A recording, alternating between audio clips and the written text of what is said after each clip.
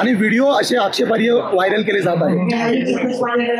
छत्रपती शिवरायांचा जो पुतळा त्या ठिकाणी खाली आला ही आपल्या सगळ्यांकरताच अत्यंत दुःखद अशा प्रकारची घटना आहे आणि निश्चितपणे सगळ्यांच्या मनाला वेदना झाल्या आहेत। मात्र त्याच्यावर जे राजकारण चाललेलं आहे ते अधिक वेदनादायी आहे।